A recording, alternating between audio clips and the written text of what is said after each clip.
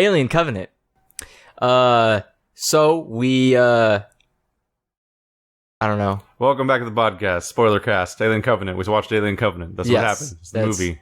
Don't watch this unless you've watched it already, or won't, I guess, but like to hear discussion of movies, spoilers that you've never seen, I guess. We would say... I can't say I've never done it. We would do it in a format that tells you whether or not there will or will not be spoilers from a point at which we are talking, but it's called Spoilercast, so you already know it now. It's a spoiler cast of us casting spoilers all day. So they're like casting shade, but like you just know things about the future now.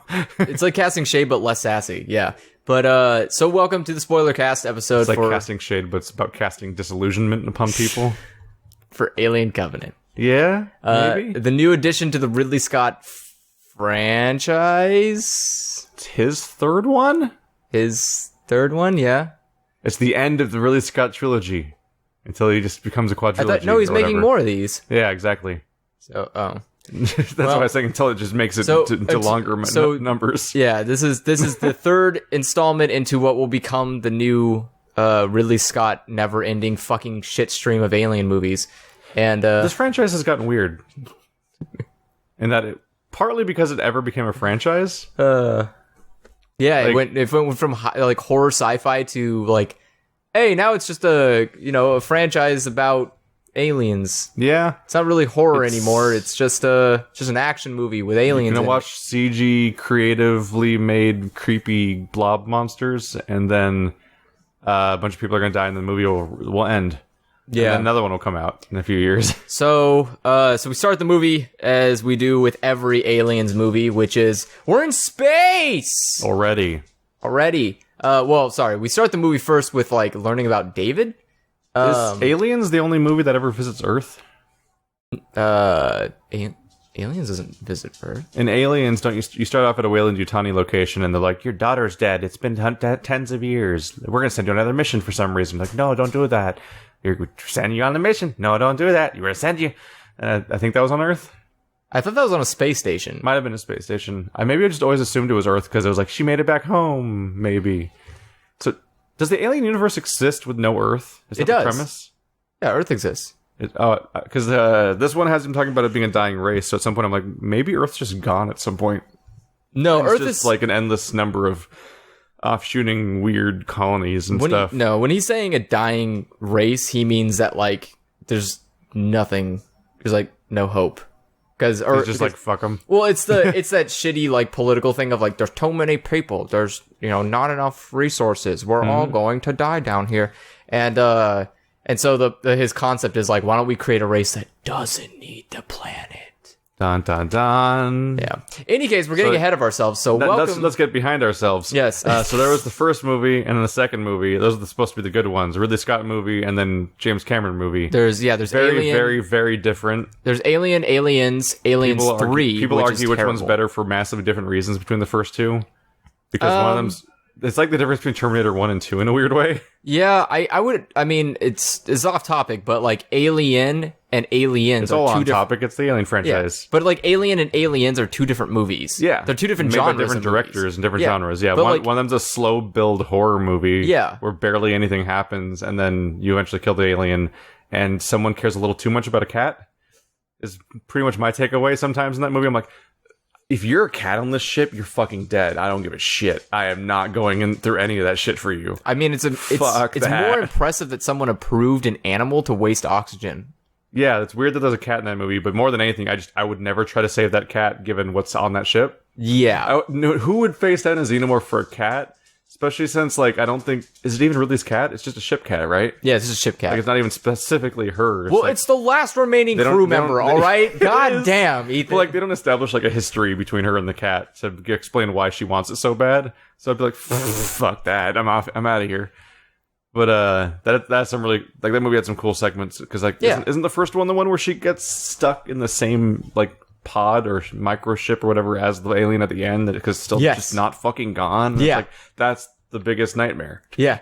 she does a thing where she's like, I will just sleep now and hopefully wait it out, and so she does that. And, meanwhile, aliens I always want to say Alien 2 is like introduction of one of the big it's like one of the big influencers for the idea of like Space Marines. Yes. Just people running around shooting in some sort of just a little bit of kind of armor. With that and Starship Troopers. And they can be girls too. And they shoot up aliens with big ass crazy looking rifles that look like water guns that were painted black. Don't tell them how it was made. But then things got weird. Well, then Aliens 3 happened, which was... Who were the directors of 3 and 4? One of them was Joss Whedon, wasn't it? I think Joss Whedon was... 4? 4. When it got really weird? Yeah. So I watched 3 and 4. In fact, I for the longest time I didn't watch any Alien movies, and something like I want to say 6 or 7 years ago, I watched all 4 of them back to back over the course of like a couple days. Okay. I will say that given the amount that the first 2 have aged, the gulf in quality between the first 2 and the second 2 isn't as immediately noticeable as it probably was when they were all new.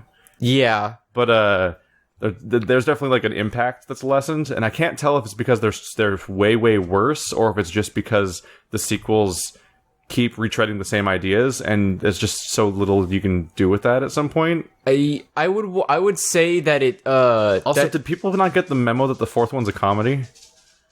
No, because like there's a part where a ricocheting grenade falls into a hatch and blows up like a Nixon wannabe or something. Like whoever the weird commando guy is with a giant mustache that looked like a cartoon character with a super nose and everything. Like people weren't supposed to laugh. I thought you're supposed to laugh. It's a Joss Whedon movie, and funny bouncing grenade takes out weird super mustache nose man. I mean, it's supposed to be funny, yes, but the problem is like that's not the point of Aliens. No. The Alien, well, you lose the point of Aliens the moment you're making sequels to it, more or less. Well, no, I mean, Alien and Aliens follows a story. Yeah. Aliens 3 doesn't. Aliens 3 goes, like, from left field for no reason. Things get weird. Yeah, Aliens 3 is when Ridley goes to, like, the fucking all-male... right? The all-male planet. Yeah. Yeah, it's not a prison, it's just a colony for all males. Weren't they all convicts? They were, but, like, they... And it's not a prison. It's not a prison. How's it not a prison if they're all convicts isolated on a planet? Because there's no, like... It's nobody overseeing them? Well, I think it's like Australia. Space Australia. You just kick them all out. You're stuck here now. Bye. We're not giving you ships. Well, they give them food and shit. Yeah. So, I mean, they take care of them. It's just... Nobody bothers Space them. Australia. Yeah. But, just hope the poisonous things get them. In this case, xenomorphs. Yeah, in this case, xenomorphs. It's always... It's like... the only thing that I never understood about the Aliens universe is that, like, we can travel through space, but we can't send a fucking memo to anybody about, like, hey, watch out, they're aliens. So like, the Alien franchise feels like an exercise in diminishing returns, just because, like, I feel like the basic premise is to give you a scary monster that's, like, seemingly unstoppable, put it in, like, the hallways of a ship with a bunch of, like, doors and whatnot, and ducts to sneak through, and then... Eventually, after a bunch of people die, someone gets it off the ship or something, and that's more like the lone survivor, and it's so traumatic, but look how badass they were. Yeah. And it's like, they already did it twice. Then they kind of start doing it again, but now it's on a prison-looking place, and now it's... I actually don't remember anything that happened in 4, besides the fact that it seemed like a vaguely cheap TV show, and she seemed like a bad protagonist of like an Alias show or something like that. Like, things got weird in 4. Yeah. I mean, you already have the protagonist coming back to life, so that's weird. Well, she was cloned. Oh God. Yeah, they put it through the ringer. Yeah, but then Prometheus comes out. Well, no. Excuse you. We're gonna talk about Aliens versus Predator. Alien versus Predator then came out. Those aren't. We don't count those. They are counted. They are considered canon in the Alien universe. All right. And Aliens. Guess what happens in Alien versus Predator? Fucking. Bunch of people go into a place full of hallways and slowly get picked off by aliens one by one until just one of them gets away and takes out the big bad. Except now there's sometimes predators in the scene. And then Aliens vs. Predator 2. Because Alien and Predator have the same premise as far as the execution goes, step by step. We just take everybody out one by one, but then the last person's kind of a badass.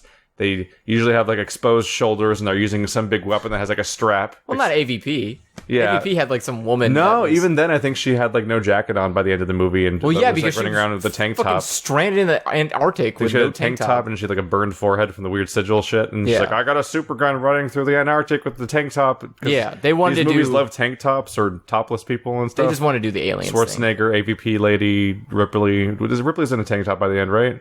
She's like running around with a fucking flamethrower. tank top for like 90%. Yeah. That's how you show you're a badass. You just start taking clothes off. And it worked in Die Hard. What do you want? You just start looking shiny everywhere. Aren't Alien and Predator both older than Die Hard? No. Are they not? Older than Die Hard? Die Hard was made in like the 80s. Alien vs. Predator was made in like 2000. No, Alien and Predator. Oh. Like the original movies. Not Alien vs. Predator. I know that's fucking new. Alien was made before Die Hard. Because Alien's like 1970 something, isn't it? Yeah. Like 77 or something? Alien is super old. Yeah. Alien was like around the time Star Wars came out. Die Hard didn't come out till like the 80s. Yeah, like late 80s even, maybe. And Predator has to be older than that. I think first one was mid 80s. Maybe it was late 80s. Tell us in the comments how we're all wrong so you can bump up the SEO of the video. Predator was Predator also came out around Predator was around the 80s as well. Is Predator just inspired by Alien basically? Which is why it doesn't Predator is its own thing. But like it's the same formula, like exactly. I think they were published. Weird. I think the graphic novels. Wait, are you telling me that Predator is based on the graphic novel? I believe. I want to say Predator was. I never knew that. It was. It's either a graphic novel or a book. I want to say Predator was. I could have sworn it was because I remember it was like, if I remember correctly, the only reason that Alien and Predator even like did the weird quonky mashup was because that same thing you're talking about, which is like everybody's like, wait a second. These guys are the same. Yep. Why don't we put them together? The first video game is based on that premise happened twice.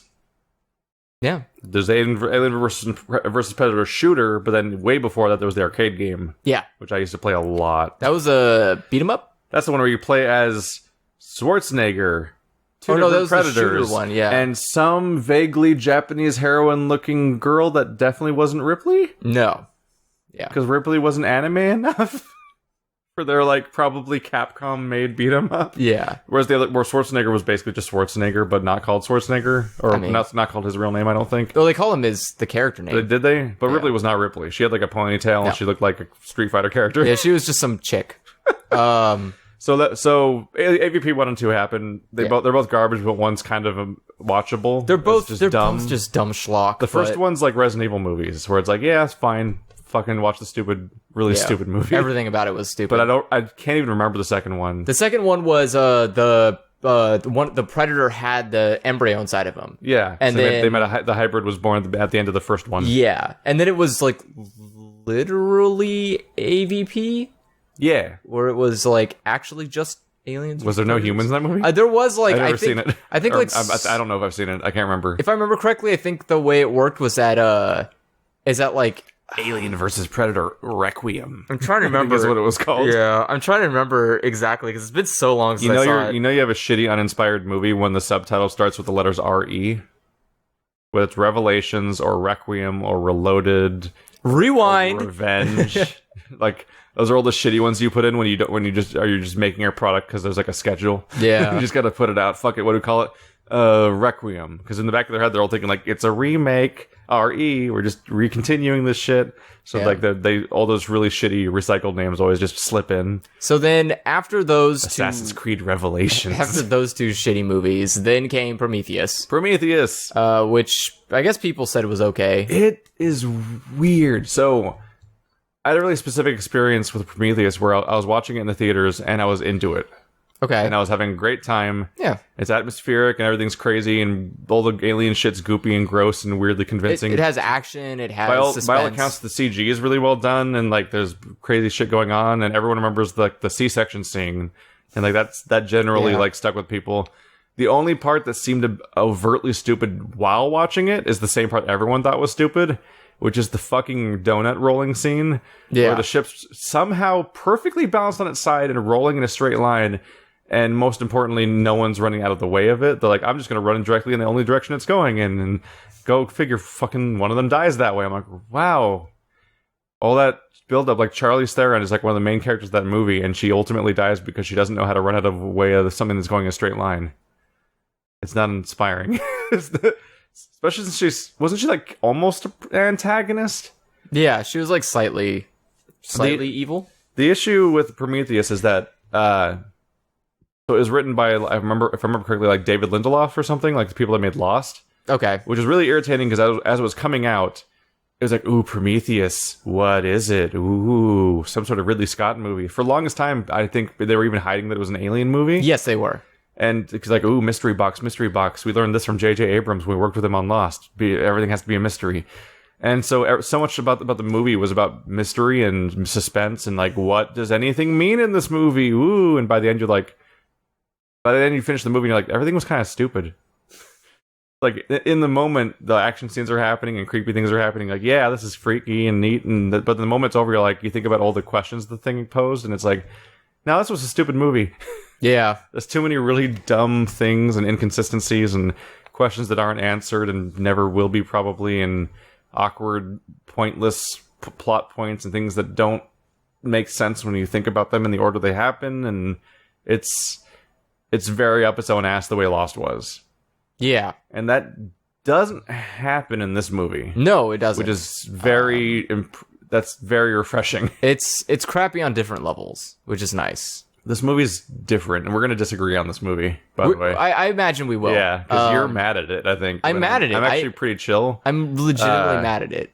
So we watched Alien Covenant. Yes. Which is the sequel to Alien... To the prequel.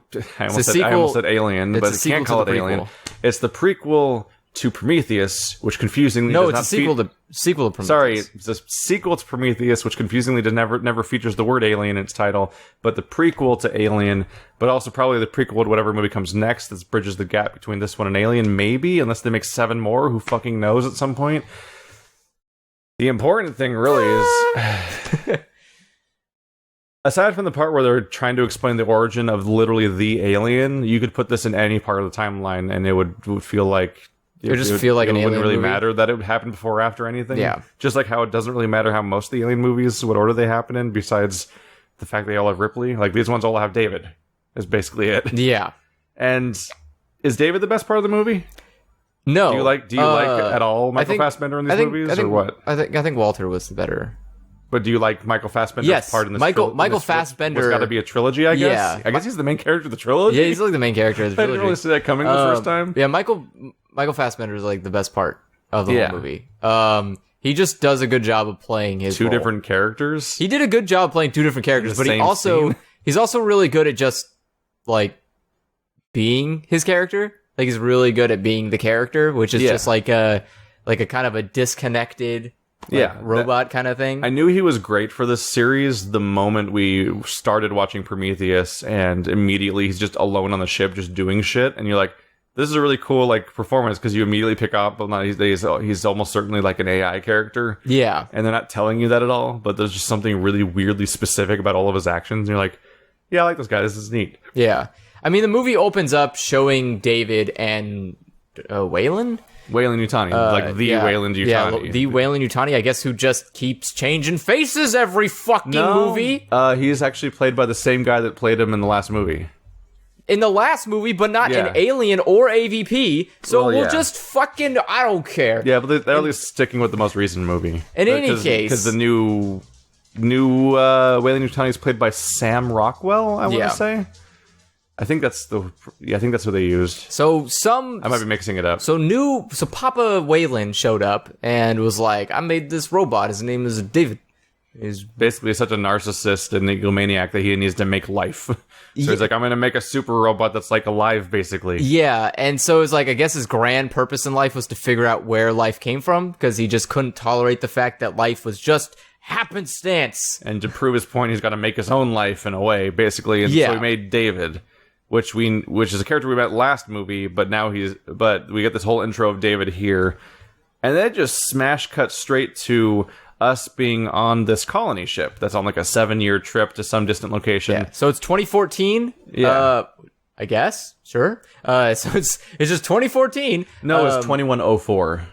2104. I misread it at first too, and then corrected myself when I kept looking at it. I'm like, that's a weird year, and then I'm like, it says 2104. Oh, that's a 2014. Yeah, that's what I was like, because you're only used to reading numbers that are this decade. Yeah. So you'll do that thing where you switch the numbers in your head. I had dyslexia for a second. Yeah, I'm like, why is this 3 years ago? But no, it was 2104. Okay, so in the future, they are taking a ship from Earth. Yeah, and we're talking about Alien Covenant. Yeah, They're on a ship, probably from Earth. Definitely. Is it even established as?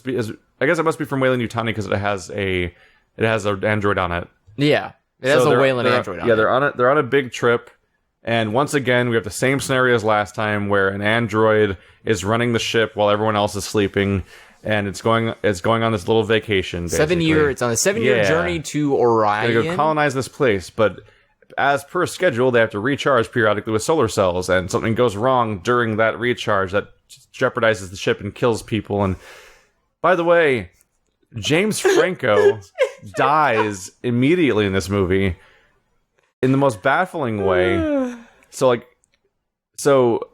just seems just too busy. Everyone's in these cryopods, and one of the cryopods has James Franco in it, which catches on fire somehow. It catches on fire internally. Yeah, by the way. we don't really not know, externally. We don't really know how the cryopods work, so there's no real stakes in the scene, which is sort of just a surprise when it happens. Like, they can catch on fire inside, I guess.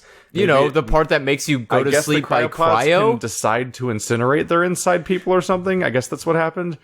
So it incinerates this dude and obliterates him, and you find out via recordings later, mostly, because I sure as hell didn't recognize it when he was in the pod, but I guess it was James Franco the whole time. Yeah, who is not an established character in the Alien universe, so it's just showed up, and I'm like, so both of us were like, they just spoiled something by casting James Franco in that role, right? Because like immediately I'm like, the black goop from the previous movie must get in his body and like revive him somehow. Like that's gonna be the weird shit that happens in this movie. Nope, just never see James Franco again. Franco just showed up to go, I'm in an Aliens movie, and then left. He sits in a pod for 5 seconds to burn to death. And then you see one recording of him, like on a rock climbing trip back on Earth. I think like where he's just like, ha, happy memories. I think that was like real. I think like he really climbed a mountain and just wanted to show it off to people. So he got cast in an alien so he just got cast in an alien movie. It was like and be a memory. Yeah, like because it just seems so weird to have James Franco not act. He didn't act at all the whole movie. Ultimately, I got a kick out of that. Because it was weird. I got a kick out of that because it subverts expectations to cast a known actor, and it's not a trick. Yeah, he just dies. That was it. Yeah, nothing. They never talk about it again. He's literally just random faceless dude that dies at the beginning of the movie. But yeah, like I guess he's the loved one of the main character, but that's about it. Yeah, if you can even call her the main character, she has less screen time than the androids. Because really, Michael Fassbender is the main character. In case you were wondering, the real the working title of this movie was David versus Walter. David versus Walter. That was the working title. DVW. So James Franco just dies. Everybody on the ship just starts vomiting and waking up from cryo sleep. There's no lights in here, are there? No, why? It's getting dark. Open the window. Yeah, that helps slightly. It's getting late. We better get busy talking. Oh shit. They're destroying this video now. What have we done? All right, let's just go. Let's go. Okay. So basically the ship gets hit with a solar flare or I don't know. So they get hit with a magnet flare pulse. Neutron pulse, I think they call it. Yeah, I think they call it neutron pulse. Space bad stuff happens, wipes out the ship. So we gotta repair this. It hits the ship, and while they're repairing it, they get a signal from another system. Like, what's that place over there? Wow, it's like the Garden of Eden. It's even better than the planet we were actually going to. Let's go check that place out. Yeah, and so they make up the terrible, terrible idea to change course to this unknown planet because it might be better. But you skipped the most important part.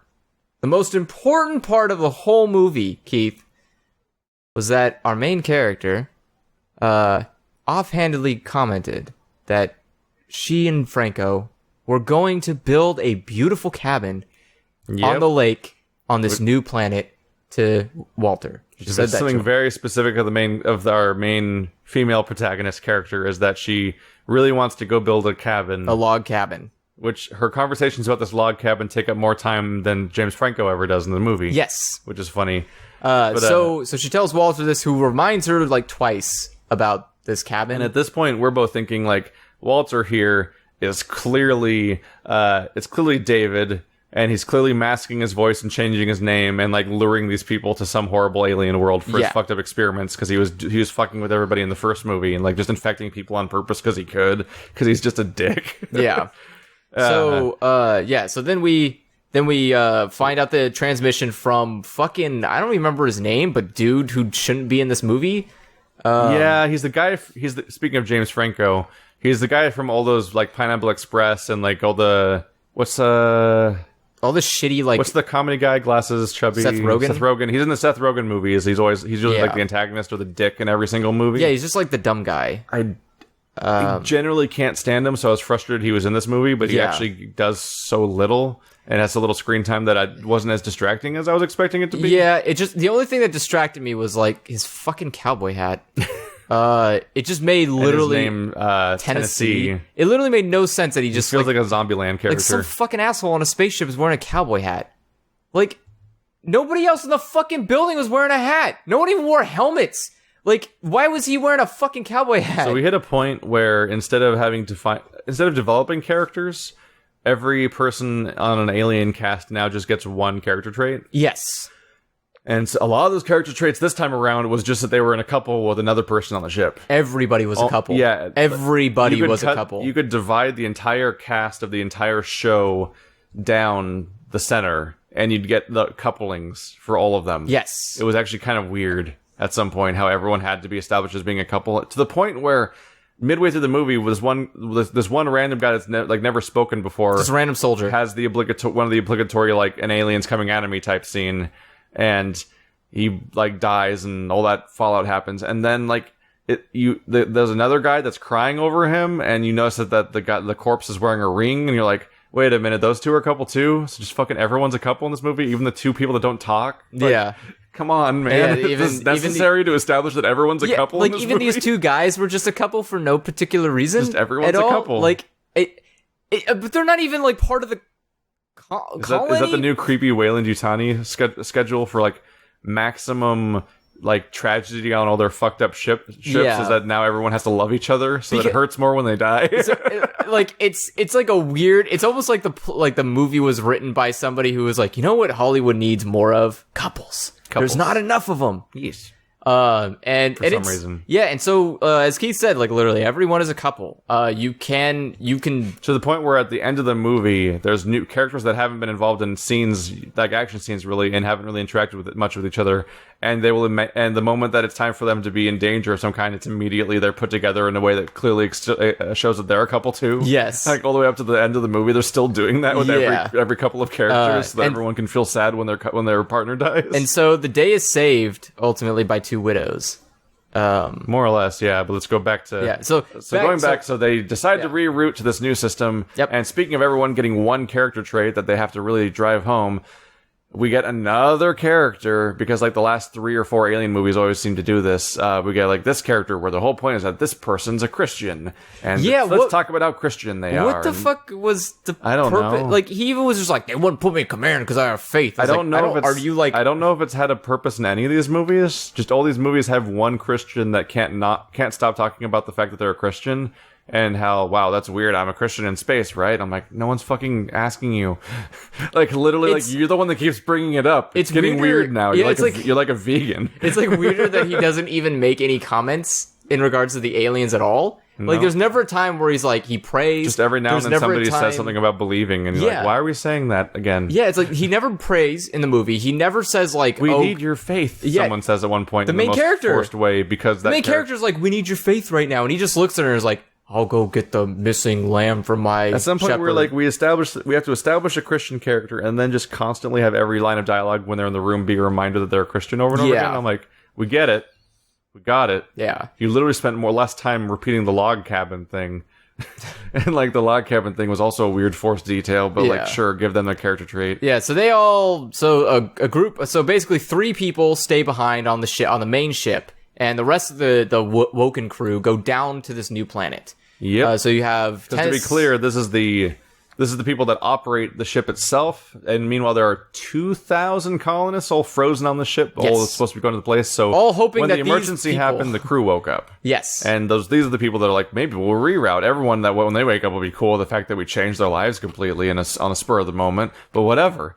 We'll just fucking change the plan on these people that probably signed contracts and probably were like specifically only supposed to have one outcome. Probably also paid money for this? Yeah, probably. Colonists. I mean, also, to put it in perspective, too, like, these people are the ones who run the ship. So they change planets on a whim, and with the moment they get to this new planet, they're like, it's covered in horrible storms that are a huge problem. Let's fly into it. So they fly into it, and they're immediately marooned by this storm that they can't fly back up through. And they cannot communicate through. Yes. So they're just stuck on this planet. Yep. Great. All right, nailing it. First big warning sign, right up there with like the running away from the donut ship in a straight line. One of the dumbest things I've seen in one of these movies is what happens right here, which is they land on a planet they've never been to before. Everyone immediately just walks out wearing normal clothes. Yeah, no one's wearing armor. The whole like spacesuit thing from the previous movie, and also every other movie in the series, whenever they get out of the ship. Because like even the first one, like, let's look at the weird engineer ship, and he's like in a big like cumbersome spacesuit. Yeah, none of that happens in this movie. And unless they're literally in space, you don't see suits in this movie. Yet no one... People just walk out in the open air on this planet no one's ever been on before. Like, and not just some of them, literally the entire crew is simultaneously exposed. And no one does an initial reading. No one puts a suit on, goes out there, goes like, whoop, whoop, whoop, whoop. And yep, it's got oxygen, it's okay to take the helmet off. They just all open the fucking door and walk out like it's just... I assume it's just inferred that they scanned and there's oxygen and whatnot, but even then, like, you don't know what else is in the air. It could be War of the Worlds type deal. Exactly. Where the moment you open the thing, it's like, oh, by the way, there's a killer parasite in the air and it kills you. That's exactly the problem. It's like, if it's just air, sure, I get that much, but like... If it's just air. It's not just a random planet that happens to have breathable oxygen. It's covered in life. Yeah. Life's fucking dangerous. It has trees, it has like... walks out. Even the person that's staying with the ship, even that person is with them when they expose themselves all to the air, and I'm like, that's a terrible idea. And lo and behold... over the course of their following adventures, 2 characters are infected by spores that create the entire movie. Yes and no, which is weird. So there's little boobs on the floor everywhere, and if you step on them, black spores come out that go into your body and turn you into a monster alien. But they're like mosquitoes? Yeah. It's like stuff will burrow into your skin and then eventually... And just go through your bloodstream, I guess? And then somewhere in your bloodstream it'll eventually germinate into the monkey aliens from Mass Effect 1. Well, I think... And they'll just burrow out of your body. Yeah. And instead of being chest bursters, they'll just find somewhere. Yeah, they don't choose. One of them's way better at it than the other one is. Because 2 characters get infected. One of them busts its waist directly out of like a spine. Out of his spine. That's a lot of work. The other one just comes out of the guy's throat. I'm like, that was way better. You're the smart one. It's funny too because this is one of the situations that I hated was that it just looked like a comedy when the guy was having his spine bursted open. That was hilarious looking because it breaks and he just goes like super limp, but it looks like a video game when he goes limp. It's one of those things where his So what happened is they split up immediately. Yeah, of course they do. Because in the moment they split up, because one girl wants to go check the water. Well, she's gonna do a like survey biological profile or something like that. Okay. Like she was gonna make basically just take a bunch of samples and do the basic work they should be doing as colonists, basically. Yeah. So it's reasonable, but convenient for a horror plot that 2 characters are immediately separated from everyone else. Yeah. So these 2 characters are the first. The guy goes off to take a piss, which already I'm like, you're just gonna take a piss like a few feet away from where she's taking samples. I'm already iffy about that. But he immediately steps on a spore because he's not watching a step, and it goes in his brain, and so he's the first one that's infected immediately. Yeah, because he's got to like piss and smoke at the same time. He doesn't. He never pisses. Yeah, he doesn't do it. He's just lying so he can smoke. I guess. Which I'm sure Do you do that? No. Because I live on Earth and no one, it's not going to matter. Like, no one's going to come up to me and be like, we're trying to build a home here. Don't pollute it with your shitty smoke. Don't pollute this world that already has wheat on it. Whoop. Yeah, no one talked about that. Yeah. They just walked over and was like, it's infected. This is wheat. And then they just left. One dude just sniffs it. We'll get back to the wheat because I think I know why there's wheat. But it came out of nowhere. The people were not nearly shocked enough that the planet had wheat on it. Yeah. Like an Earth plant is just straight up there. Yeah. That's not how convergent evolution works. You're not gonna just get straight up wheat on a different planet. You never know. But the guy takes a piss or whatever, goes to get infected. Before long, he's acting weird. So like, oh, we'll take him back to the ship. He's acting feverish, weird. Basically. Yeah, he looks like he's got the flu at first. But they take him back and he's just puking blood. And so those two get back to the ship they came in on, and the lady that's with them is clearly keeping her distance because she's like, something's fucked up here. Well, the pilot is like way more paranoid than a normal human should ever be. For, like, no particular reason? The pilot's clearly not touching them and staying away, and then she almost immediately, like, starts establishing quarantine procedures without telling anybody. Yeah. And she locks the two of them in the med bay, and that leads to the scene where he's, like, having the new variant of the chest burster scene, because there's always a new chest burster in these new Ridley Scott alien movies. They got to change the chest burster concept again. And so this time it's breaking out of his spine because I guess they thought it looked cool. Yeah. And the issue I have here is that she established quarantine to lock them in, but then she goes in, but it's after she already went in the chamber herself and got blood sprayed all over her face. Yes, she was already infected, like, if that was how it worked. If that was how it works, then she's already infected, so she should be locked in herself. Yeah, she, like, put gloves on, but then how it works, then she sure as fuck should be locking the other person in. Yeah. Like, Yeah, she weirdly like puts gloves on, but puts no mask and no like face protection, and then goes to a man who has a cowardice level that strains belief. Yeah, and she was just like murderous at some point. She just became super panicky. She straight locks the other girl in, and then just leaves her in there. Like, I can't let you out, quarantine or something. But your face is covered in blood already. Like, you're worse out than she is at this point.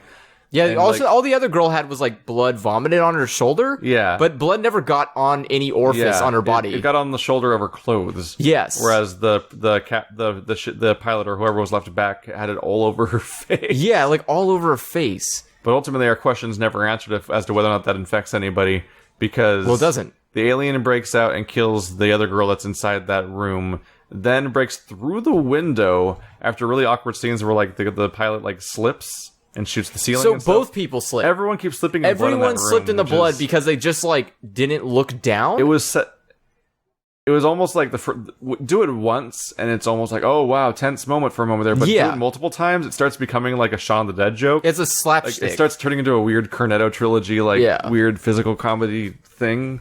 Once it happened twice, I was like, I don't know if I would have left that part in. That was a little too much. And not only did it happen twice, it happened like it was really weird the way the second time happened. Because like, so the first time it happened, it was the biology girl, and the alien bursts out of the guy's spine, and she freaks out and tries to run away from it, slips on the blood, and then like finds a knife and like it's all desperate. The second one is when the pilot girl comes in with a gun. Then right when she's going to shoot the alien that's destroying biology girl, she slips and shoots the ceiling. Yeah. And then she panics and runs back out. I'm like, you're really bad at this.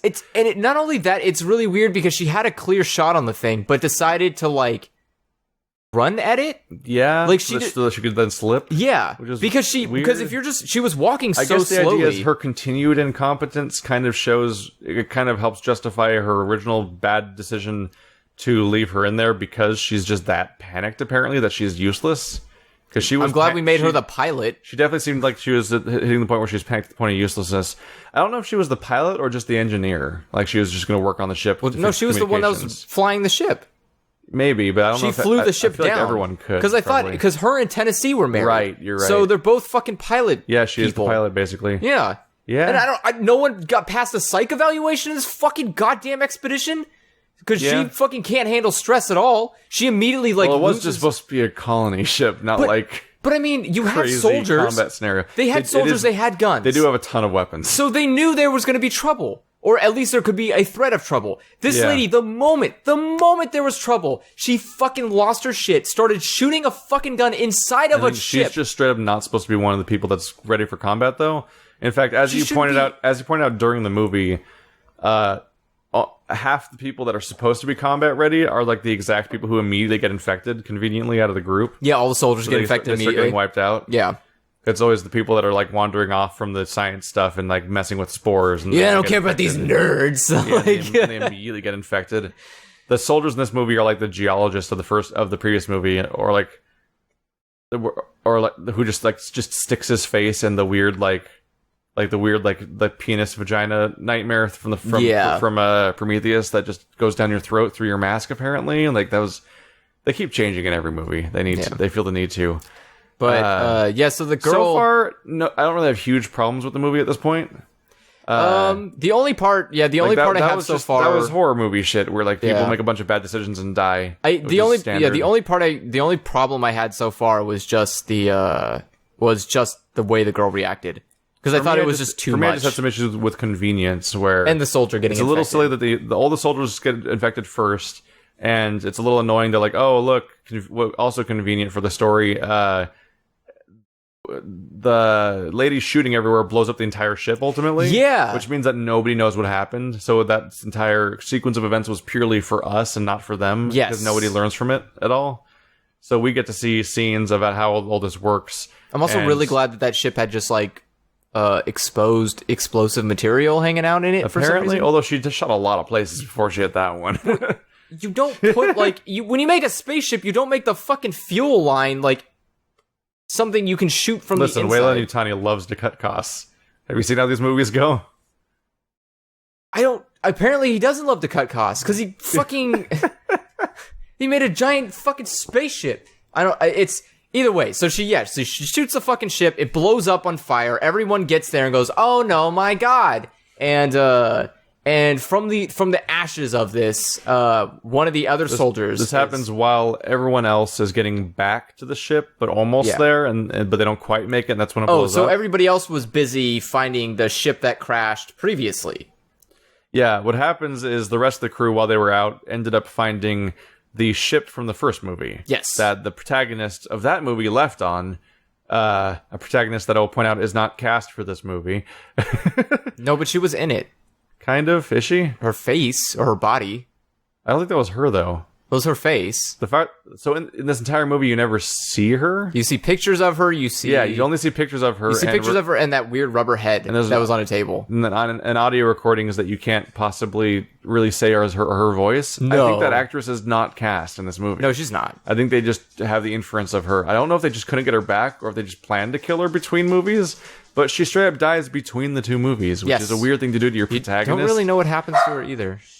It's like finding out that Ripley dies between movies. Yeah. And then Ripley's just not going to be in Aliens now because she's got cast in Entourage or something. Yeah. Like she's an Avatar now. She doesn't have time for alien movies. It's really awkward. But, yeah. So they find that ship, they get the whole signal thing. One of the other soldiers they're with on their side gets infected too. Yeah. So like we have the same sequence of events happen again. So that they have to we have to run back. And so they run back to the ship. Once they arrive there, it blows up. That guy who was previously infected also has an alien burst out of his mouth, which looked also fucking hilarious because it looked like a noodle coming out. It was like a snake noodle. It's like it just slid right out of his throat. It's unnerving because it looks like someone's puking out like a placenta. Yes.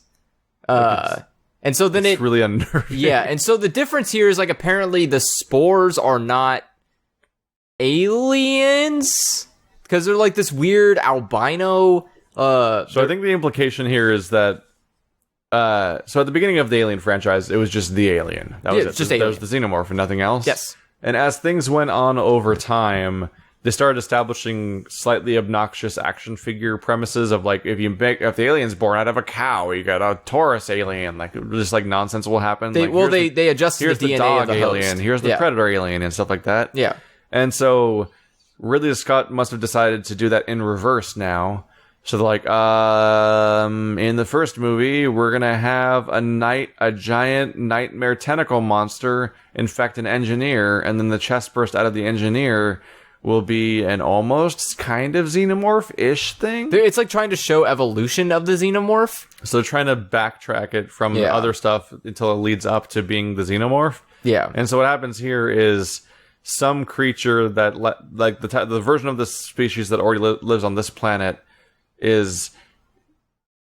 So, we get two different branches, basically. We get whatever the spore thing is, which infects that one infects humans. Well, it affects spores. any living creature. Yeah. So but in our movie, what it does is it infects these humans and creates this weird, pale, version that looks almost looks more humanoid than normal, and like at first it looks like the weird little Mass Effect monkeys where it's like down on the ground and it's a long ass tail when they're and small, it looks strange. So it looks like a little chimp, and then it grows up to look weirdly humanoid, where like it'll stand straight up and it'll be weirdly proportional, but it's also pale and fleshy and everything. It still has like the elongated head, but it doesn't have like the crazy spikes or anything. And it doesn't. But before long, we see it. Those version of those just get straight up killed by a gunshot. So like, oh, this is clearly not as durable as the aliens we're used to. They're more like fleshy. Yeah. They're not more hardened. In the credits, it was revealed that they're called a Neomorph. Apparently, sure, whatever. I caught that in the credits. You call them whatever the fuck you want. But like later in the movie, what we'll see is that there's a version of the alien that had one that has infected the captain. Like it has I think it's the offspring of the first movie or something, where it's like it infected a engineer, like the creepy white people, the white pale Dr. Manhattan people. Yeah. In that version that's changed, then infects a human and then becomes a xenomorph. Yes. So when it has the engineer and human DNA, it then becomes an actual xenomorph. And that's what's missing from the neomorphs that just skip straight to the humans. And they're just like sad fleshy creatures instead. Well, I thought it was different, because I thought the xenomorphs are actually like handcrafted versus the neomorphs are just like evolution. That's the thing, is like, because I thought that was the premise that it was going for, was that like evolution is not as good as creationism. Like, a weird part about these movies is just the idea that like, despite seemingly the premise being to explain where a xenomorph comes from, they kind of skip a lot of steps and don't fully explain a lot of stuff, and so you just kind of have to infer where a xenomorph comes from, which is where we're started from the first place. So it's like, so back on track. So I think people already thought xenomorphs came from the infecting engineers anyway, because they were found on the engineer's ship in the first movie. Yeah, but like they were different. And then they infect humans. They were like different types of weird aliens. I don't know. In any case, so we have the important thing is that now the best part of the movie happens. Yes, which is the now they go running off. What happens is, first of all, they get the one bursts out the second soldier, and we basically have the Jurassic Park raptors in the tall grass scene in Jurassic Park 2.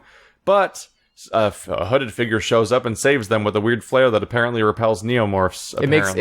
It's kind of like a sound, like the sound of, because they can only see through sight. Like, clearly we have the local expert that knows everything, which is a relatively normal horror trope. Like, even you saw it in like Until Dawn.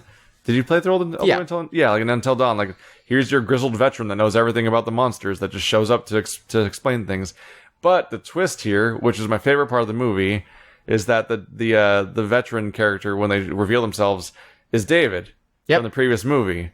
Yes. Because this whole time, Walter, is that his name? Yeah, Walter. Walter was not David. No.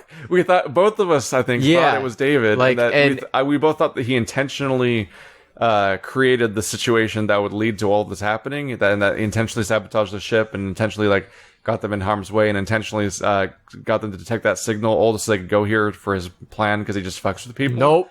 But no, he's just genuinely a good guy robot. Yeah. So this is Alien 1 and 2 as far as AI goes, because you have the bad one and the good one in the same movie, so they can fight. Except they're the same person visually, so it's extra like, what? Yeah. Because they look like the same person. They are the same person. And this is where the movie gets pretty decent for a pretty big chunk of the movie, because it's just two different Michael Fassbenders having philosophical discussions. See, this is the yes and no part I have, which is I agree that Michael Fassbender is the best part of this movie, and I agree watching him interact with himself is substantially a better movie than, like, if you just only casted Michael Fassbender as the entire... Thank you. Is it that dark? It's getting darker, so I'm like, I'm gonna make a light out of my phone and then accidentally turn it off. What was I? Okay, so as I was saying, I think it would be... I agree that Michael Fassbender is the best part of this movie, and I enjoy nothing more than watching Michael Fassbender interact with Michael Fassbender. And kiss Michael Fassbender. And murder Michael Fassbender. And fight Michael Fassbender. Yes, and I think it was a great part of the movie. Hold his own hand while playing the flute, Michael Fassbender. Yes. The only thing I didn't like, I think this is actually starting to become the part that I started getting mad at the movie, was that it started becoming less about the crew.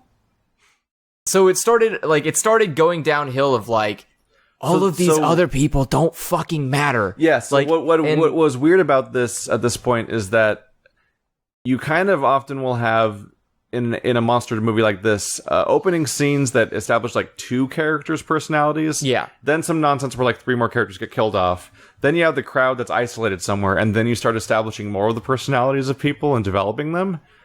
But instead, you continue to have a movie where almost everybody has almost never had spoken lines ever or done anything.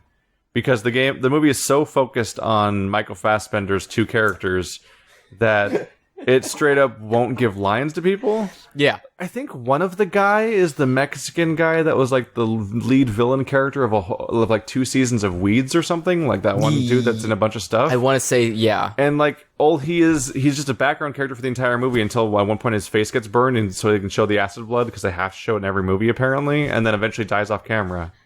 And like that's all. And he's like one of the he's one of the longest lasting characters in the movie, and he has like 4 lines of dialogue. Yeah, because he is the third, or no, he is the last of the. This movie has way too many characters. More or less, it has 15. It is just. Let's just lay it out here. Just a Michael Fassbender movie. There's basically. 15 people, but only Michael Fassbender matters. That's it. Michael Fassbender and maybe protagonist girl a little bit, but even she is like... She doesn't matter at all. She has nothing. There's nothing about her.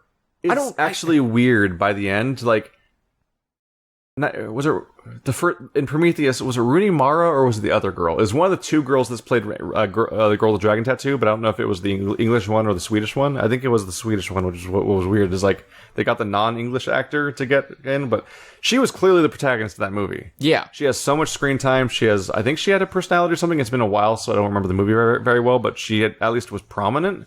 Yeah. Weirdly, the Ripley stand-in for this movie, because it's just always a soldier girl now. Yeah, she has the one story. She loses her loved one in like the opening scene of the movie, which is James Franco. Whatever. Never forget. No emotion, no emotional attachment. And then she just is around. Like, I don't even know what she does. She's the one person that's like, you probably shouldn't go to that. What does she do? Well, she's clearly an engineer of some kind because she is fixing stuff when the ship goes wrong. Okay. Like the big ship, not the little ship. I just don't remember her doing anything. Like, I don't even know why she went down with the crew. Well, they don't have a lot of time to do much of anything because everyone starts dying. Well, I mean, like, they took, like, everybody but 3 people down with them. Which is and I don't know kind of weird. Why? They took, like, the entire ship because, down. like, I understand taking the lady who wanted to take samples. Cool, that's your job. It's a really risky thing to send, like, 80% of your crew down on this possible suicide mission when you're supposed to be looking after 2,000 people that are sleeping. Yeah. Including, by the way, they took the AI with them. Which in itself is kind of weird. Yeah, they also took because he can run the ship himself, and they didn't leave him on the ship. Yeah, that's probably the weirdest part of the movie because it's about Michael Fassbender. Because they had to have Michael Fassbender meet Michael Fassbender. But yeah, like the whole fucking movie. What's really weird is by the end of the movie, you still haven't established the protagonist as a character very much. No, I don't. Like I still don't have any emotional investment. She loses a loved one, tells the sad story about how they're going to build a log cabin, and now her loved one's dead. So it's like, what's the point and stuff like that. And aside from that, she's just the one that you know is going to live the longest, basically. Yeah. It's more or less her role. Yeah. And so she'll just say something. She'll be in conversations, generally. Like, she'll be around she'll tell the religious person, we need your faith, and crap like that. And she's there to be the one person who thinks it's a bad idea to go down there in the entire movie, apparently. But yeah, like, she does very little in the movie and has no real role. And in this part in particular, this is the part where we're in Michael Fassbender's evil lab, which is great. And when they're in Michael Fassbender's evil lab, which is the best part of the movie, because it's like here's this mad genius robot man who was created to create. So he's been like experimenting on living creatures all this time and doing all this fucked up things while they're down there. Even when they're there in the most interesting location of the movie, the protagonist just disappears from the movie for this entire sequence until she eventually walks into a room full of scrolls. She appears one time, which is to tell the guy, we need your faith. And then after she says that to him, she's just gone Yeah. until she has one scene where she talks to someone for a moment, and then one scene where she shows up in the scroll room. She has one scene where she says, like, we need to get the fuck out of here. And then she goes down to the scroll room. She just finds it? So she can be alone for a moment, basically? I don't know what they were doing. I assume they just forgot where the exit was, which was the way they came in. So there's two types of scenes when we're in Michael Fassbender's evil lab. And there's the scene that works, which is all the scenes that are Walter interacting with either the captain or interacting with not Walter. David interacting with the captain or with Walter. Those are the good scenes.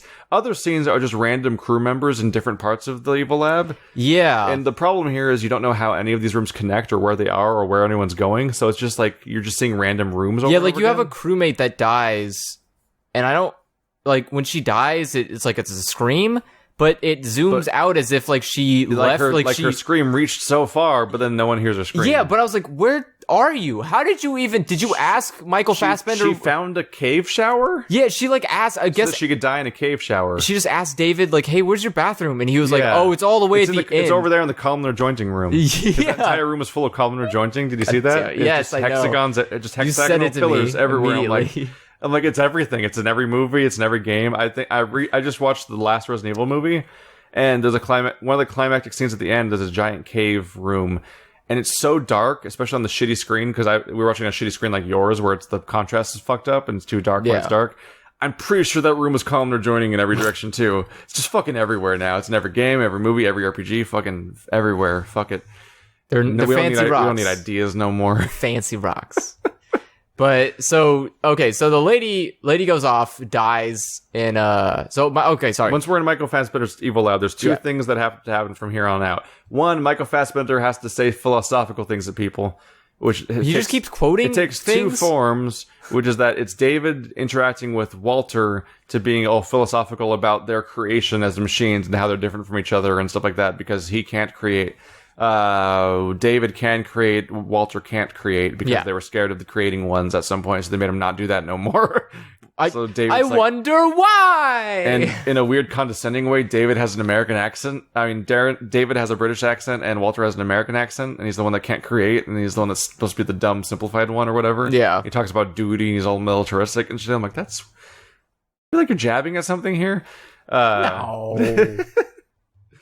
But you're reading too much into it. And what happens is, when that one girl dies in the shower, the captain eventually finds the body, and it's while David is talking to a Neomorph. Well, David finds the body. Yeah, David finds the body in a room with a Neomorph, and he's like manipulating the Neomorph because he knows how already, because he's been interacting with these apparently. Yeah. And the captain justifiably freaks out and just shoots the Neomorph instead, and that pisses off David. So David is like, like, fine, I'll explain everything to you. And for some reason, he's not like, no, stop. We're doing this here. Or no, either talk at me or I shoot you. He also doesn't tell anybody else that she died. Idiot captain now. He just walks off with Idiot captain just follows David into his lair, even though David clearly is just hanging out in a room with one of his dead squad members, apparently.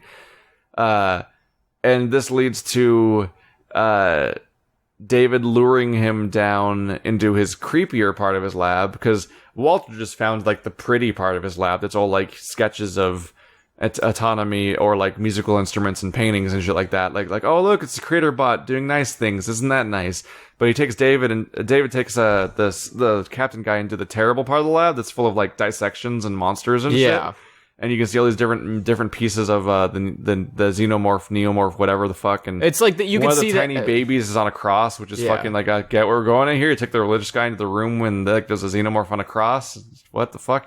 He basically, it shows like that David's been sitting here like crafting these things. Yeah, like he's been following over making xenomorphs. Yeah, he's been following the evolutionary stage of xenomorphs and like theoretically guiding their evolution. Yeah, and his next step is to lure David directly into a Facehugger Room. Yes, the Facehugger Room, guys. Like, in case you're trying to visualize it, the Facehugger Room. Yeah, it's the dark. One that happens in every movie. It has mist. It has egg sacs. This one has fewer egg sacs than usual. Fewer, like 4. Yeah. Oh no, it had like 6 or 7 egg sacs. It went deep, but the egg sack room. And boy, is Mr. Captain trusting, because he just walks right up to that shit, even after it opens. So David's just like, it's safe. So the captain walks over. David's fantastic, because his expression is just like, oh my god, he's gonna fall for it. Yeah, and like, so he's he's gonna walk up to the facehugger. Yeah, the captain just walks up, touches the egg, it opens, and so David goes like,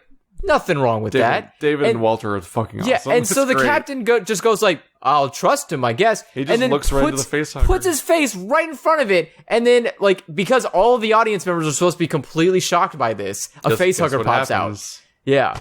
And because the music definitely acts like you're not supposed to be aware. I got a kick out of there's a little self-awareness here, which I found amusing, because I think David is supposed to mirror exactly the audience.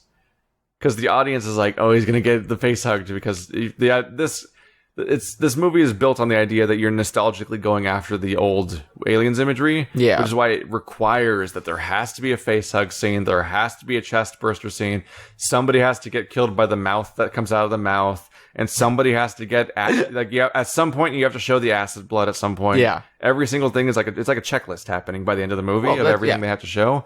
So like, everyone's like, oh, it's the facehugger scene. So like, they have even David being like, oh. So it's like, I think that's a little self-aware. It's not. I don't think they expect you to be shocked, but the music will just play it that way because would he just not do music? Well, I mean, he didn't have to make it as fucking loud. Well, yeah. Like, it was just like, brr, brr, brr. You're like, okay, yeah, I didn't see that coming. Did you? I knew it was happening. That happens in every movie. Yeah, I was like, calm down. Just be like, dun dun dun. Like, okay, that's fine. You can do that, but don't like act like this is someone jumping out at your face and be like, boo, and you're like, so at this point, it's abundantly clear that David's evil. But we were of course already ready for him to be evil because he was infecting people on purpose in the first movie, and so like so up until now they've just been fucking with you because they keep waiting for you to think David's going to kill people in various scenes, and one of the big ones was that previously in the movie, he's teaching Walter how to play a recorder, I guess. Yeah, it's a recorder. Flute, or was it just a recorder? I think it's a recorder. Yeah, and he does this by playing it and then having Walter play it, and then he like puts his fingers on Walter's fingers to like give him the motions so that he can mimic those, and it's pointing directly into Walter's fit mouth because it's a recorder. And I'm like, he's gonna jam that through his head. Yeah, that's the first thing everyone thinks. I think because obviously this guy's evil, even though he hasn't done evil things yet in that movie. At that point, you're like, he's obviously going to do. But he's going to kill the other robot. He's going to get his. Yeah, he already got a haircut to look like him. So he's like, oh, he's going to kill him right here with the recorder, and he's just going to pretend to be him for the rest of the movie. It's really weird too because it make it so sensual, where it's like it was weird. Yeah, it was like he's very touchy on this copy of himself. Yeah, and so he was like everything was very hands on, and he's like talking to him gently. Is like. Now just blow into it very calmly like this. Which I actually enjoyed on a character level because it sets those two characters up really well. David is so narcissistic and full of himself that when he gets this copy of himself to interact with, he's fucking like, oh, I'm going to touch your hands and I'm going to have you play the flute and I'm going to kiss you and all these other creepy things are happening. And of course, Walter is literally just stone-faced the whole time. Yeah. Because he's just he acts just like the AI from Aliens. Oh yeah, the guy that he does the knife game. Yeah, like that guy.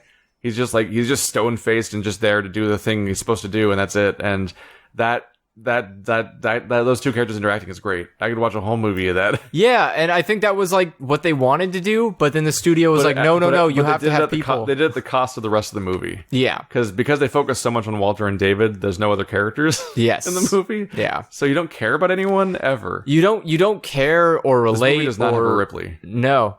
Well, yeah, it does. It doesn't though. Yeah, it's Walter.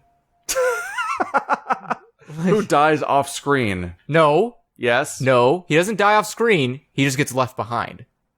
Probably dead. No, because he regenerates. Unless it was actually fatal this time. I thought that was a point. It can't be fatal. Everything can be fatal eventually, and just because a character regenerates doesn't mean they're Wolverine, where they can get blown up in an atomic bomb and somehow come back. But David could just lose his fucking head. Yeah, put it back together. David can't even regenerate. Yeah, but he got put back together. But Walter can regenerate, so I'm assuming Walter's alive. So they explain.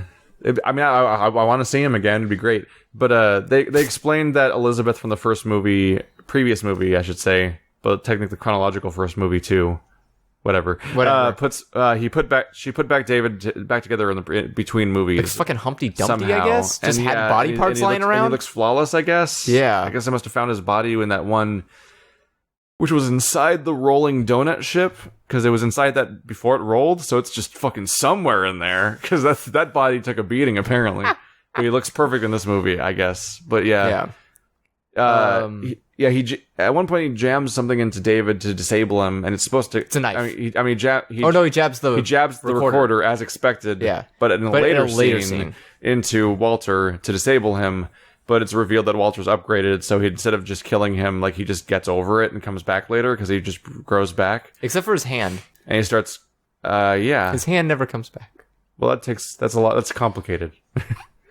Okay. I don't think it's necessarily supposed to regenerate, but just repair to some extent. Self-repair, He got back operational.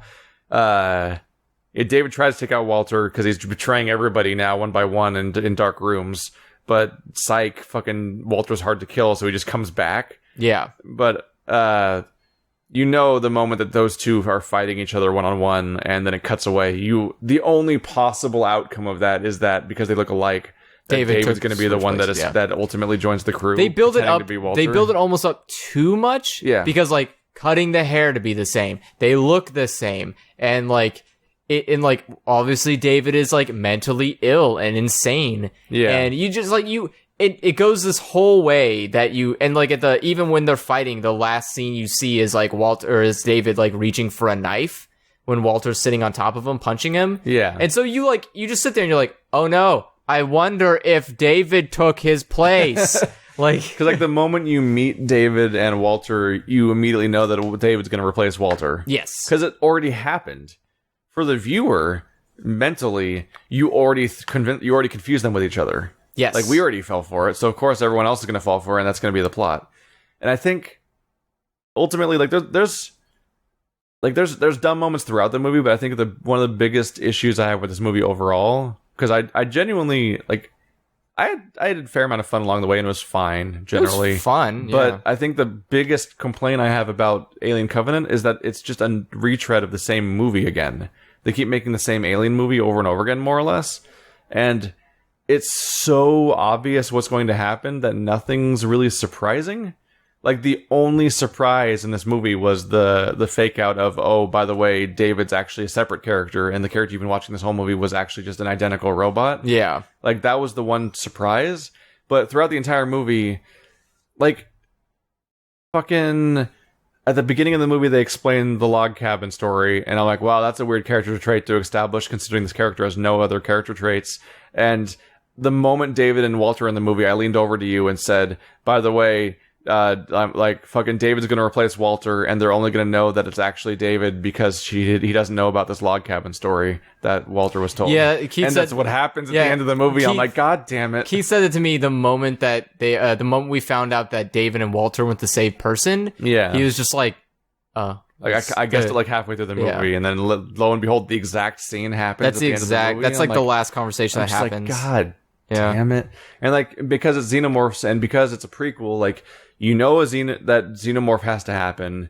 You know that people have to get chest bursted and acid blood has to happen and tail murders and face murders have to happen because they always happen. Yeah. And whenever somebody takes off from a planet that there's going to be an alien on it because they have to have the scenes where the alien's actually stowed away and you have to throw it out the airlock, which is what happened in the first movie, is that you're in setting number 1 and where most of the movie happens, and the alien bad stuff happens, so you escape to setting number 2, which is much smaller and separate, and lo and behold, the fucking alien's still there too, and you have to throw it out the airlock. It's plot point for plot point. Well, it was fucking cool, Keith. It was fucking cool when Ripley grabbed the alien and threw her the fuck out of the airlock. Everyone loved it. Yep. Everyone, do it again. Do it all the time. My issue with this movie is all the little nitpicks and nonsense I don't have too much problem with because it's a horror movie. Yeah. And you could forgive a lot of tropes and bad decisions in horror movies because it's a genre that just wallows in tropes and people making bad decisions in them. That's a core part of the genre, is often people doing dumb things and getting killed and things like that. It's so common it's hard to complain too much about it, even though it's fun to talk about it.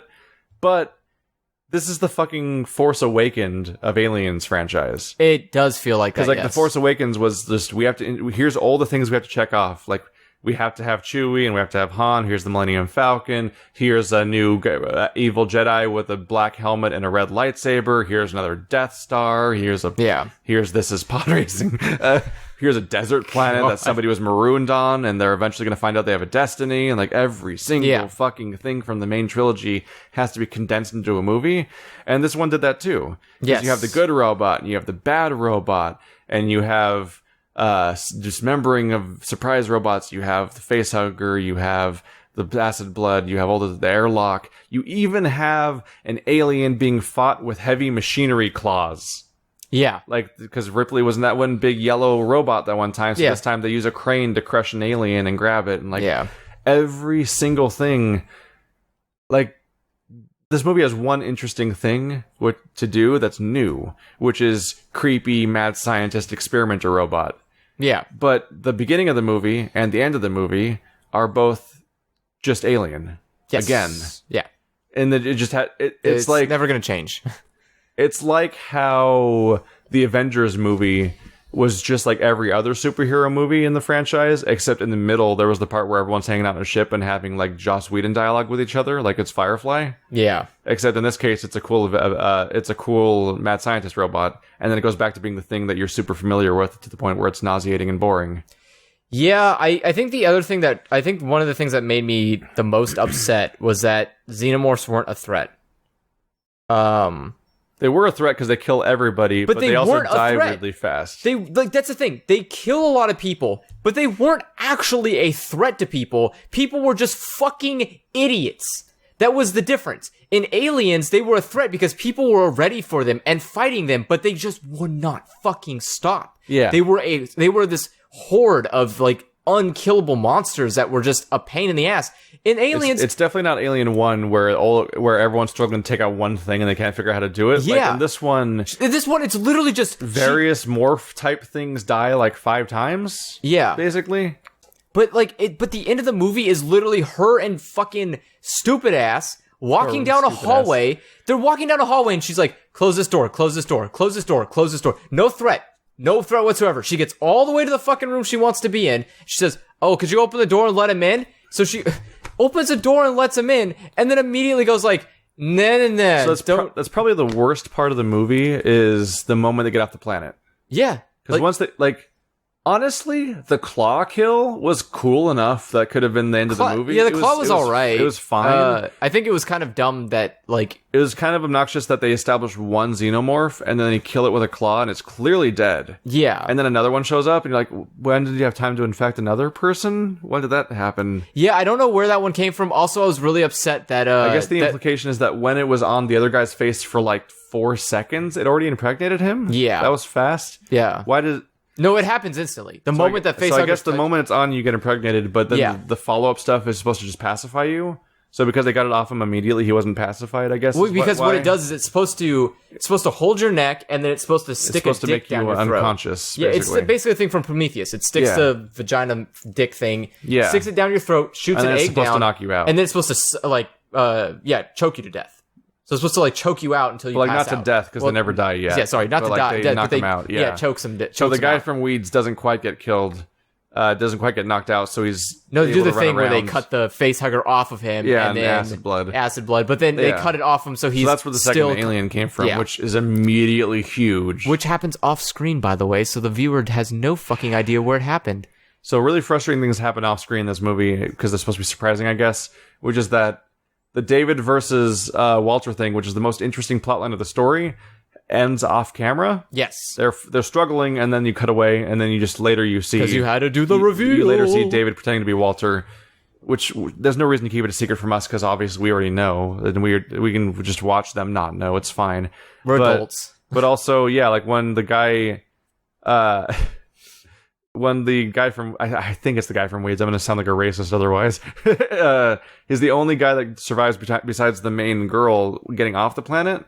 And he's apparently infected, but gets chest bursted off camera, because why bother showing that? Yeah, they only show him going to the medical bay to get, like, some jelly on his face. Like the one of the They're putting like clay or something on his face to replace all the skin that's gone. Yeah, all the face is all scarred away. Fucking whatever. And then then it just cuts away to what's it called? Then it cuts away to main character making eggs.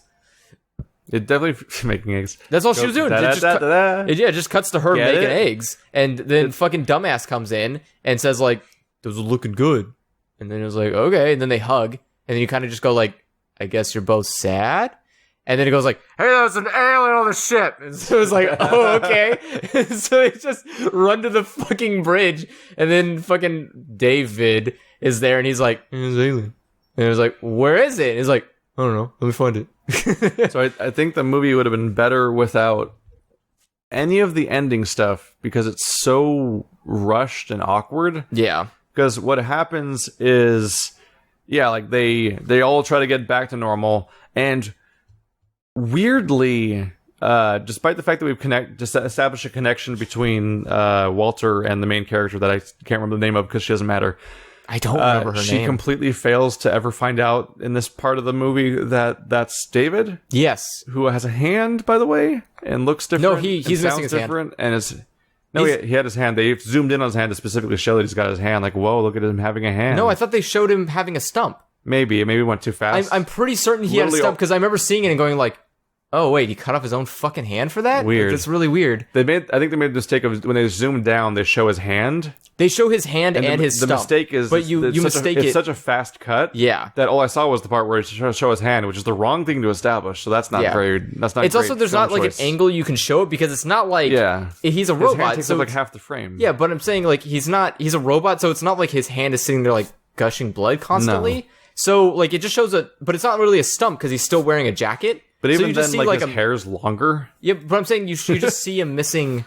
You just see him missing. One issue here is that when he cut his hair, he cut his hair to look like Walter, but it's like 3 times as long still. Because Walter was like a buzz cut, and this guy's got like shaggy, wacky, messy hair. He cut him with fucking scissors. He cut it with shears. And that's why I was like, wait, how are you gonna pull this off? He was weirdly non-thorough in a way to make it so we could tell who he was, but it just made it feel like the protagonists were stupid for not recognizing David. I mean, they're pretty stupid for a lot of stuff. But the reason why this ending part is because we get sidetracked so much. This entire conversation's a mess, and people get mad at us. Woo! Yay! We get sidetracked halfway through every thought. You're welcome. But this ending part sucks because it's just Alien 1 again, but super fast. Yes. Like there's no tension. There's no threat. It's just rush. It's literally like, there's an alien on the ship, and you go like, oh, it burst out of that guy. Oh, it killed those 2 people in the shower. Oh, throw it to the airlock. It's over now. I'm like, it's so fast how it happens that it feels pointless. Like we reached a point now where the basic formula of how you do an alien scenario is so rote and familiar that they don't even bother pretending it matters anymore. And they just rush through it because like, oh, it's time to do fan service, I guess. Like you just rush through it as like an acknowledgement of that concept without actually paying it any sort of actual, giving it any weight. Yes. Like, oh wow, there's even more faceless characters that we don't care about, so they can die too. Yeah. Great. They're also a couple like everyone else. Great. They're isolated in the shower with loud music so no one can contact them. Great. They're dead now. I fucking almost had an aneurysm from that. That was fucking mind-boggling retarded. That they're just magically in the only part of the ship that cannot be contacted at the exact moment? They're in the fucking shower, listening to music. Theoretically, I don't know where it's fucking coming from. Is it a Bluetooth device? Is it a speaker is there an Amazon tap just sitting in the corner? I don't fucking know. But either way, they don't hear a fucking ship siren. You're telling me your radio is so fucking loud that... Like, also, we don't see a radio as a physical device, so presumably it's playing out of the ship. Yeah, presumably it's playing from the ship. But it playing from the ship does not get overridden by alarms. But the ship was still making the alarm sound. Because you could hear it when the music's going on, but it's just like, there's an alien on the ship, be careful. And then it's just like, and it's like, well, I don't... First of all, who takes a shower with that fucking loud of music on a spaceship? I don't know. People that want a fucking privacy, apparently, by loudly announcing it to everybody with the loudest music Close your door! Like, dude, it's not like they didn't close the door, which is why they die. They did! They just couldn't hear the door open because there's music! You know, you couldn't even put a lock on the door. Like, I don't fucking... And secondly, the ship didn't just, like, lose its mind and be like, hey, there's an alien, shut your fucking music off. Like, I can't stress enough how this movie just seems to have an endless torrent of faceless, undeveloped characters just so they can die in more scenes. I'll be honest with you. Like, every time the only person's name I know is Tennessee. Yeah, because his name's annoying. And Walter and David. Yeah, Walter, David, Tennessee. And that's because they say... But Tennessee has the most used name in the movie. He has the most used name, but to the point where people call him both Tennessee and T more times than anyone else's name is used in the film. I don't even know what the pilot's name is because all that Tennessee called her was wife. Like, I have no fucking idea who any of these people's names are. There are a lot of characters who are only established as being the significant other of another character. Yeah. Like, I don't... To the point where it's the entire cast. What's the name of the biology girl? I don't know. I don't even remember someone saying her name. What was the name of the black guy that was fucking the other pilot when he got the alien thing to the back of his head? Concerned crew member number 2? Was it Tennessee? Was that his credit? Then I don't care. Was his name Arkansas? If they were all named after states, I'd probably remember them. That'd probably be better, actually. It'd be like Red River's Blue. Yeah. Start picking up on other names. I mean, that's the thing. Look, it's Wyoming over there. Like, they did this whole character. They just here's 15 people. You. Tennessee. Remember that. You. Walter. Remember that. You. Like, you just don't give a shit about any of these people. I said Tennessee wasn't distracting the way that I thought he would be because I don't like that actor very much. But ultimately, he is the most established human character in the entire film. Which is, by the way... And he doesn't even seem like important, and he never really is important. By the way, he's the worst character in that fucking movie. He's just the one character that has a crisis that ends up leading to them being in range to launch a ship to save everyone, technically. And there's a lot of build-up to that because he's making a series of really terrible decisions that endanger his entire crew just because he's freaked out about his wife. No, he's endangering the entire mission. Yeah. The entire fucking colony of basically, cryogenic the crew down there people. is in danger, and his wife's already dead, and they already know that. And they're also like he didn't know that. Guy. Oh yeah, he doesn't know that yet. He doesn't but know the black that. guy makes a point to say like we can't help them from here. There's nothing even if we get close enough for communication, we can't do anything. Which isn't true, by the way, because they sent a ship. Yeah, it wasn't true because they ended up sending down a ship anyway. So that contradicted itself anyway. But he has a ship with 2,000 people. He's just flying into the atmosphere with, and he's just gonna risk all of them. Yeah, because he wants to hear about his wife. He's supposed to make sure holy shit, this guy should not be in command. Yeah. Maybe he wouldn't be in command if you can take 80% of your crew down. Also, it's really interesting. The first several possible commanding line. It's also interesting that, like, there's not any even kind Star of... Trek was like, you never take number 1 and Patrick Stewart down at the same time. Like, Picard and Riker, they take turns going down. Like, you're really not supposed to send Picard, but he goes down a lot sometimes anyway. But usually Riker's still on the ship. Yeah, you don't send, like, Riker, Picard, and fucking... Yeah, you don't send the entire... You don't send the entire bridge on the fucking to the point planet. where the bridge is just, like, 14 people you've never seen before.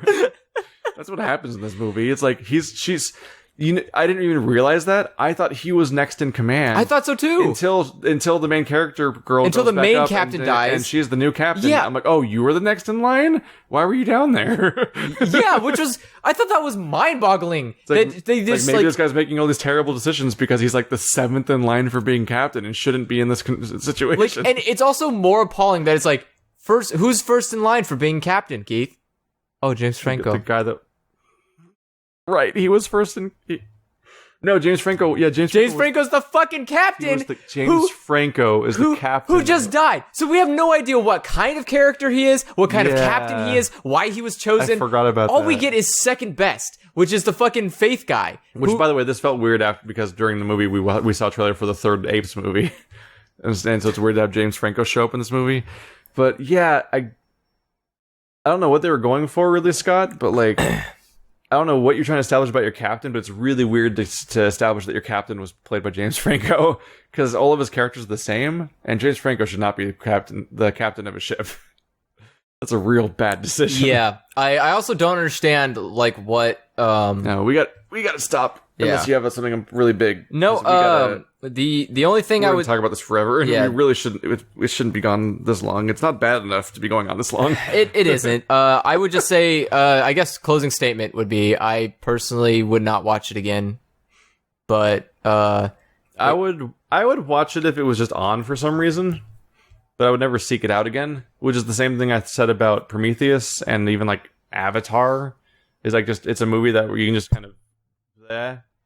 as opposed to like Ghost in the Shell, which is like just so offensively bad and insulting all the time, and also incompetent and boring. Yeah. Like, Ghost in the Shell is not watchable. Ghost in the Shell's not watchable. But this movie has a bunch of scenes where people get ripped apart. Okay. I rewatch Jurassic Park 2 sometimes, and that's the stupid one. Yeah, I mean, Alien This Covenant... is the Jurassic Park 2 of Alien. Alien Covenant is is decent if you're looking at it from the perspective of a sci-fi action, very mild horror kind of movie. It's if you want to... This is a terrible Aliens movie. Yeah. This is a fucking awful Aliens movie. It's the movie to watch if you really do want to watch a Force Awakens of Alien. Yeah. Which is that it's just a cynical repackaging of all of the things that you're supposed to put in an Alien movie to give it cred for being an Alien movie properly. Like, it's... If you just need a nostalgia boner, here's your movie. Like it's that specific thing where, like, it's like, you're doing right by the fans instead of making a bad movie, but you're doing it so cynically that it's like by the numbers and having exactly. And then it gets weird in the middle in a cool way with David and Walter, and then that goes away, and you're like, oh, it's back to being the kind of cynical Alien movie. Yeah, if there was ever a chance Ridley Scott watched this, I would just recommend you could just make a movie about Walter and David and just never make another single Alien movie again. Just make a whole movie that's just Walter and David interacting with each other. Because that was fun. I don't know what... So Ridley Scott makes bad movies now? Is one of the issues here?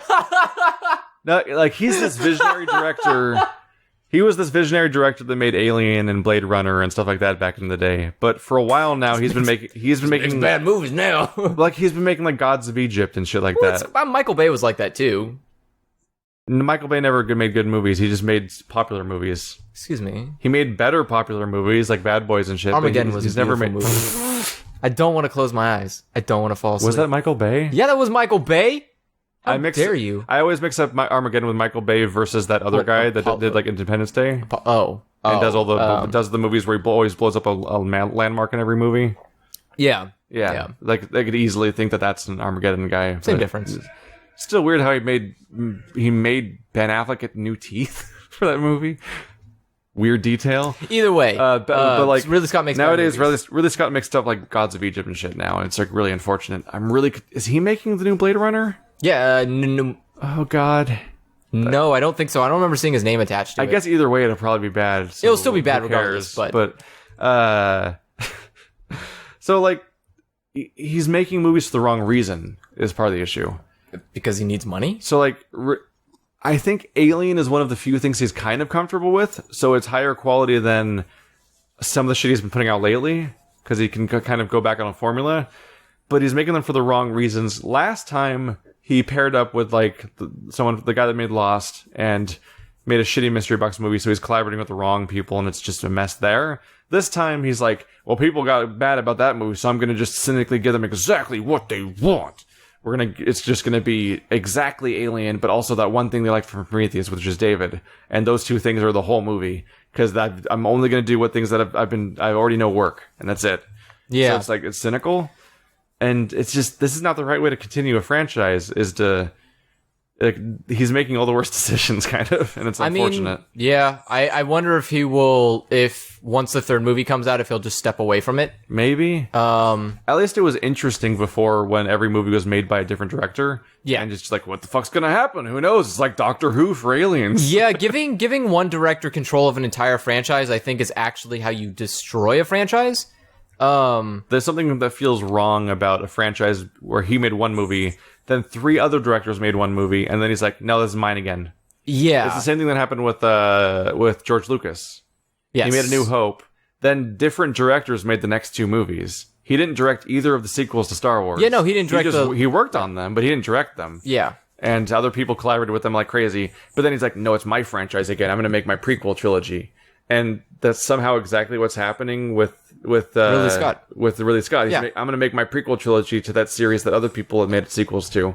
And it's mine now, and I'm going to leave my mark all over it. And I'm like, this is... Except it's going We're making the same mistakes again. Except it's going, like, worse than Star Wars, because these movies aren't even memorable. Like, at least people were so mad at Star Wars, the prequels. I struggle to remember stuff from Prometheus, and it's an issue. Like, I don't really not remember names in Star Wars. Like, you know, I still remember Anakin. I still remember Qui-Gon Jinn. I still remember Palpatine. I still remember... Or else. Like, yeah, But like in this movie, they make sure you know those names because they gotta sell those toys. Yeah, but if you ask me who the fuck anybody was in this movie, like 2 weeks from now, I still won't remember. I don't remember, and I just watched the movie like an hour ago. Like, yeah, I couldn't tell you the names of any characters besides Tennessee, David, and Walter. No. But yeah, so going forward, like Ridley Scott alien movies are just going to be fine.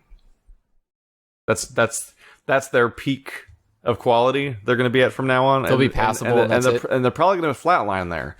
They're probably not going to be bad either. They're probably not going to put out a truly awful one ever because he just is going to. He knows what makes them get a 72 on Rotten Tomatoes. Like seriously, I after we watched, I took a look at the both of the movies on Rotten Tomatoes to take a look, and if I remember correctly, they have almost the exact same critical score both times and audience score both times. Like they are formula to the point of flatlining. That is terrifying. Yeah, he knows exactly how to make just good enough movie for everyone. He's like that and kid. So it's going to be like the kid in high school who just knows how to like just swing by on C's. Yeah. Like, so what he's doing is he's making Avatar quality movies, where it's like everyone's generally like, yeah, I didn't really waste my time on that. That was fine. That's the things I wanted to see in an alien movie, I guess. And then a month later, I'm like, what happened in the movie? It's just going to happen. It happened twice now, and it'll happen a third time. Maybe you'll make more after that, and it'll keep happening. It's fine, but it's not great, and it won't be great. And originally, the series was great. Yes, and that's the problem. That's the problem. And that's closing for me. You have anything to add? I hope one day you make Alien, but with Walter and David. Those characters were interesting enough to deserve their own show or movie. Yeah, on their own. That's why I would just want. Yeah, if you can. They generally don't mix very well with the actual story of this movie. I would suggest like it almost would be better if you could have a movie where it's Walter and David, like on a ship, watching as a crew deals with this situation of aliens. It's really impressive when one actor plays two characters that look almost identical, and they're so distinguishable as characters. So distinguishable as characters. To the point where they're more distinguishable than all the humans. Yes. That look different. Yeah. All right, so next time on Spoilercast, don't know what it'll be again. We just do these as they show up. Thanks, Hollywood. Sit here and overthink movies for a while, basically. Maybe it'll be a TV show next time, or some other movie. Maybe it'll just be the next nerd bait thing that comes out, or whatever the fuck. This isn't planned. You think this is planned? You think we're professionals here? We had to change the lighting halfway through this thing because the sun went down.